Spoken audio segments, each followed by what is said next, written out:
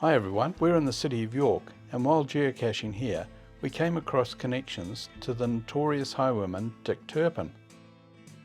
We passed the Red Lion pub on a previous cache walk and spotted this sign.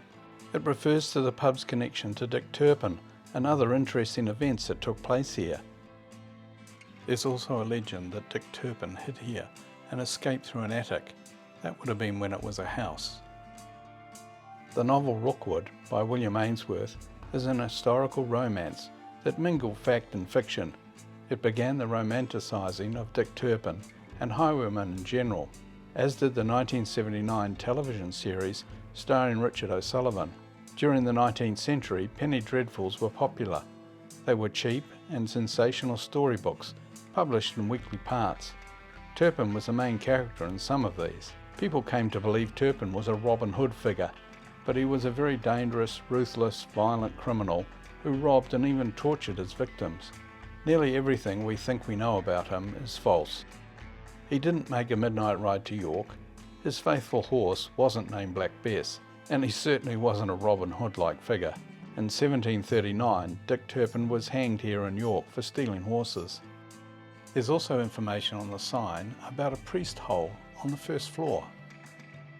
When Queen Elizabeth I came to the throne in 1558, there were several Catholic plots designed to remove her, and severe measures were taken against Catholic priests. Priests were often imprisoned, tortured, and even killed. Priest holes were specially concealed places within houses where they could hide away safely during this time when Catholics were being persecuted. Let's go into the pub. Down into the Red Lion, historic pub here. Let's see what they've got.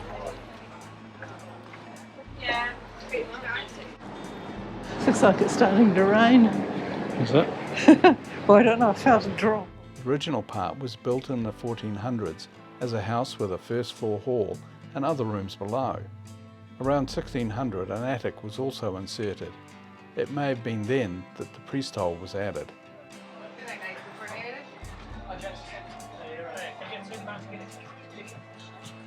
I'm having a Flummox Farmer for Mainstay Ales. It's a 4% blonde with grapefruit aroma with a smooth and dry finish. Okay, cheers. Cheers. It's always good to have fish and chips. In these old English pubs, it's worth looking around the walls. We went looking for a 700-year-old bread oven. Hi. Look, I just noticed on the sign outside it mentions about a bread oven. Yeah, that's it, just around there. Oh, really? So, yeah, it used to be a bread oven because I think this is first a bakery, or at least the oldest part has been a bakery. When was it? 1300s, was it? Yeah. I think. We've got a booklet on the pub if you want to have a look through. Just says the dates and things. Oh, okay. The folder has interesting information about Dick Turpin hiding in the attic and the priest hole upstairs. The publican kindly offered to take us upstairs for a look around. Okay, come along here and just walk back down to where that priest hole is. And this room here is where we think we used to hide all the priests and highwaymen. There's the priest hole. The actual hiding room's up there. I can't tell you where. It's an attic. Sure. So if you go, you climb in there, come along here, go back. I'll get my phone in a minute. I'll show you a picture of the room because I've got a picture of the room where they used to hide all the priests and highwaymen back in the day. Here's where Dick Turpin hid away. We stop on the way out to see another special place. See the outbuilding there with the stable shutter at the top? Yep. Over 30 people got hung in there. Yes, the hanging judge was called and they were killed for whatever misdemeanour they'd committed. It goes at a bit of an angle. Okay. Many people ended up at the bottom of these stairs falling over. There's no light here as well. That's fine. Yeah, thank you. The publican also gave us directions to Dick Turpin's grave. As you get to the end, cross over, and then there's like an alleyway that goes to your left like that, diagonal alleyway. Just walk up there and turn right at the end, and you'll come to the church, opposite the church, with Dick Turpin's grave. I can see a church at the end of the street, Lynn. Yep. But it said that it was in a cemetery. Is that right? Yes. So graveyards are near churches and cemeteries are not. So I think it's across the road, didn't said it? across the road from the church, I did think it? so, yeah. Okay. We'll see. Oh well, I'm sure we'll find it. It's a great old stone church, doesn't it? Sure is.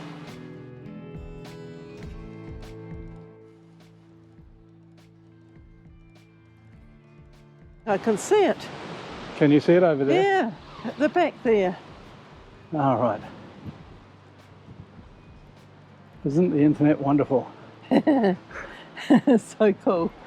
You even know what headstone you're looking for. Okay, so we head over to it. Yep.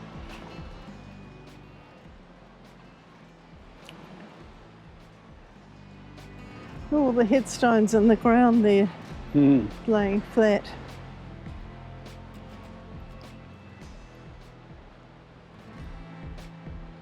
Bet this is it. There he is, Richard Turpin, a highwayman. Yay. Oh, that's very cool. 1739. Oh, that's going back. Ah, notorious highwayman and horse stealer. Yeah. It says executed at Tyburn on 1739 and buried in St George's churchyard. Well, this is all very Tyburn. I thought Tyburn was in London. And St George's churchyard, well, That's here. the church must, yeah, but this isn't the churchyard. A long way from the church. Bit of a mystery. When I looked around a little bit, I could see that it wasn't that far from the church. So it probably is the churchyard here. There's an interesting information plaque here. Turpin had a bounty of £100 on his head. Unfortunately, the geocache here has been archived, so it's on to continue the hunt. Thanks for watching, and don't forget to go geocaching.